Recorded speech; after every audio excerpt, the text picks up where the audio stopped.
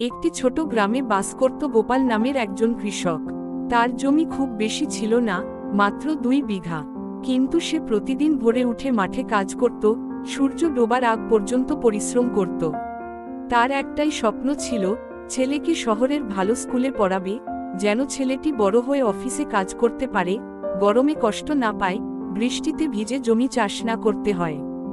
এক বছর দুর্ভিক্ষ এলো, ফসলের দাম কমে গেল, বৃষ্টিও ঠিকমতো হলো না। গোপাল খুব চিন্তায় পড়ে গেল। তবুও সে হাল ছাড়েনি।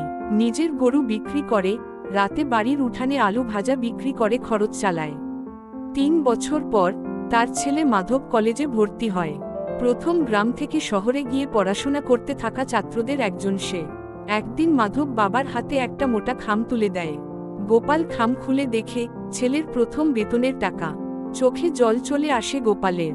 সে জানে, তার স্বপ্নটা ব্যর্থ হয়নি।